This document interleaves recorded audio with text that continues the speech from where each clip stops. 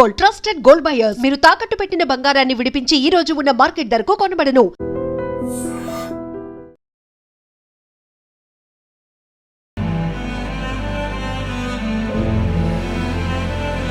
భార్య అంటే అర్ధభాగం అంటారు మన పెద్దలు. కానీ కలియుగం పుణ్యమా అని ఇప్పుడు కొంతమంది భార్యలు అర్ధరాత్రి యమపాసంలా మారుతున్నారు. కట్టుకున్నవాడు కళ్ళ ముందే శవమై పడి ఉంటే కనీసం కాటి వరకు కూడా ఆగకుండా కన్నీళ్లు పెట్టుకోవాల్సింది పోయి సెల్ ఫోన్లో బూతు బొమ్మలు చూస్తూ ఎంజాయ్ చేసే సైకో భార్యల గురించి ఎప్పుడైనా విన్నారా? వినడానికే అసహ్యంగా ఉన్న ఇది మన గుంటూరు జిల్లాలో జరిగిన పచ్చి నిజం. భర్తను చంపి రాత్రంతా ఆ భార్య చేసిన పని తెలిసి పోలీసులు సైతం షాక్ అవుతున్నారు. గుంటూరు జిల్లా దుగ్గిరాల మండలం చిలువూరుకు చెందిన లోకం శివనాగరాజుకు 2007లో లక్ష్మీ మాధురితో వివాహం జరిగింది. వీరికి 2 పిల్లలు కూడా ఉన్నారు. అయితే లక్ష్మీ మాధురి విజయవాడలోని ఒక సినిమా థియేటర్ టికెట్ కౌంటర్లో పనిచేస్తున్నప్పుడు అక్కడ గోపి అనే వ్యక్తితో పరిచయం ఏర్పడింది. అది కాస్త అక్రమ సంబంధానికి దారితీసింది. భర్త చేసే ఉల్లిపాయల వ్యాపారం నచ్చక అతని హైదరాబాద్లో గోపి నడుపుతున్న ట్రావెల్స్లో పనికి పంపింది లక్ష్మీ మాధురి. కానీ శివనాగరాజు మళ్లీ సొంతూరుకు తిరిగి రావడంతో తమ అక్రమ సంబంధానికి అడ్డుగా ఉన్నాడని అతన్ని ఎలాగైనా చంపేయాలని ప్లాన్ చేశారు వీళ్ళిద్దరూ. రాత్రి బిర్యానీ వండి భర్తకు పెట్టే ప్లేట్లో ఏకంగా 20 నిద్ర మాత్రలు కలిపింది. అతను గాఢ నిద్రలోకి వెళ్ళగానే ప్రియుడు గోపిని ఇంటికి పిలిపించింది.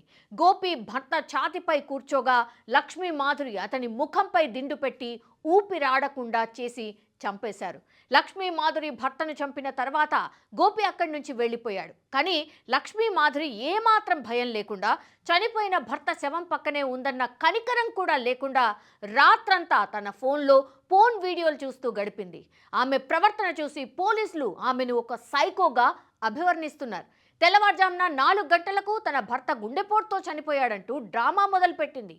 కానీ శివనాగరాజు తండ్రి మరియు స్నేహితులు మృతదేహం చెవిలో నుంచి రక్తం రావడం, ముఖంపై గాయాలు ఉండడం గమనించి పోలీసులకు ఫిర్యాదు చేశారు.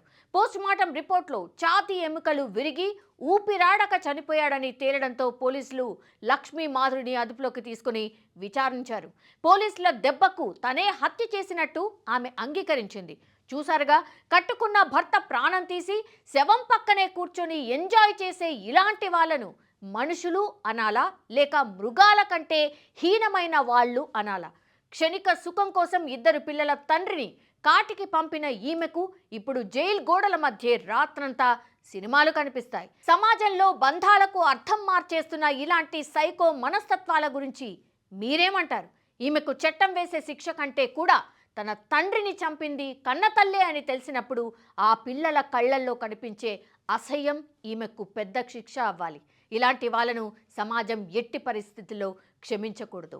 And for more videos, please subscribe to iDream. Please subscribe to iDream. Please subscribe iDream. And please subscribe to iDream. For more videos, subscribe to iDream.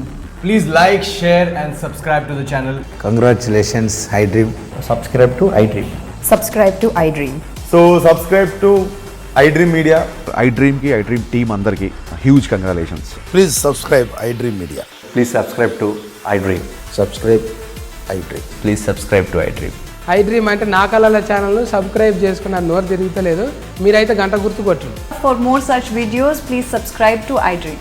Subscribe to iDream. Please subscribe to iDream. Please subscribe iDream Media. Please do subscribe to iDream. Please subscribe to iDream Media. For best entertainment and information, please subscribe iDream. And don't forget to subscribe to iDream.